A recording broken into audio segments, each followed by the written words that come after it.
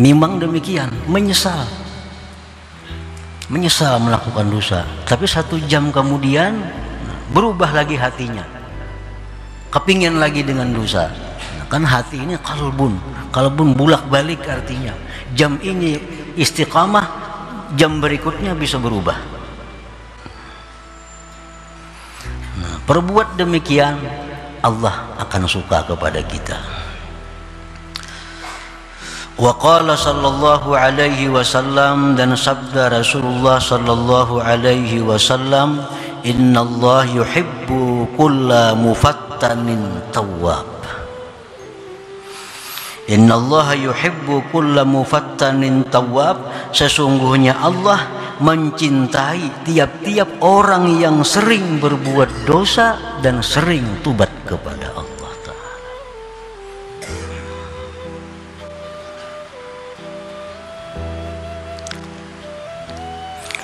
Nah, para muhibbin rahimakumullah, apabila kita dalam keadaan yang mana kita tidak bisa saat itu memutuskan diri dari maksiat, kan Allahumma ghfirli tadi akan bermanfaat menghapus dosa kalau menyesal, kalau berhenti dan bercita-cita. Nah, sekarang orang ini dalam satu keadaan yang tidak bisa langsung memisahkan diri dari maksiat. Contohnya orang yang melakukan riba. Orang ini pinjam duit riba sekian, lunas setahun. Minjam duit 10 juta dengan sekian kena bunga-bunganya, setahun lunas. Dapat duit 10 juta, dibelanjakan itu ini habis. Mendengar ilmu bahwa riba itu dosa besar, riba itu membawa mati, dicabut iman, riba itu orang yang berperang dengan Allah. Lalu hatinya tergetar mendengar itu. Menyesal riba itu dia lakukan, menyesal. Tapi kadang mungkin saat itu dia keluar dari riba. Ini setahun hutangnya, duitnya sudah habis. Duitnya nukar sepeda motor, nukar kabun, nukar itu macam-macam. Duitnya sudah pakai kemana-mana. Nah, apabila demikian halnya, dia kada bisa langsung berhenti untuk satu dosa itu, maka usahakanlah, azamlah kita yang kuat di dalam hati untuk secepatnya menyelesaikan masalah riba itu yang ada padanya. Nah, itu sudah masuk.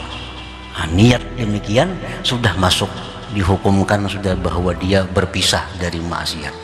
Kan kalau kita memakai misalnya gelang emas laki-laki itu mudah. Begitu kita mendengar itu haram, kita menyesal, ambil gelang emasnya, jual atau buat di lemari, selesai. Nah, kalau urusan riba ini, nah ini sulit. Kada bisa kita langsung jam itu menyelesaikan. Apalagi hari Ahad bank berbuka misalnya.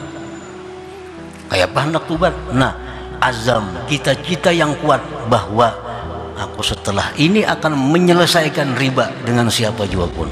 Nah, apabila itu kuat, benar-benar kuat, dan Allah mengetahui kejujuran hati kita, apakah bujur-bujur kuat, nah itu akan bermanfaat.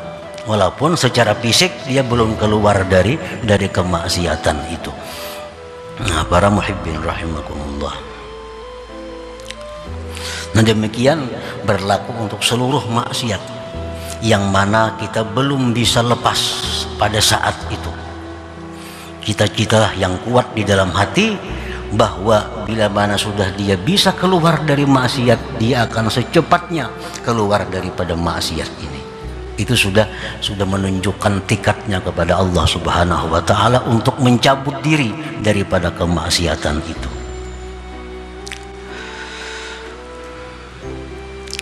Qala al-Imam Al-Ghazali rahimahullah, berkata Imam Ghazali rahimahullah, wa kama takhazta dzamba wal auda ilaihi hirfatan fattakhidit taubata wal audata ilaiha hirfatan.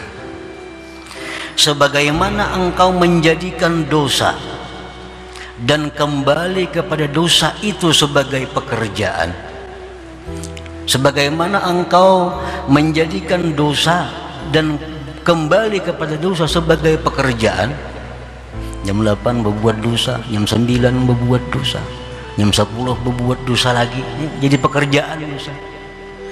Fattakhidit taubata wal audata ilaiha hirfatan, maka jadikanlah tubat dan kembali kepada tubat sebagai pekerjaan pula. Artinya kalau kita pekerjaan suka berbuat dosa, imbangi dengan pekerjaan suka berbuat tobat kepada Allah Subhanahu wa ta'ala. Tobat kepada Allah, berbuat dosa lagi, tobat lagi, berbuat dosa lagi, tobat lagi. Nah, itu Allah suka dengan perilaku yang demikian. Yang Allah tidak suka orang yang melakukan dosa tapi tidak tobat kepada Allah Subhanahu wa ta'ala. Itu yang dibenci, yang dimurkai oleh Allah. Suka berbuat dosa tapi tidak suka tobat kepada Allah.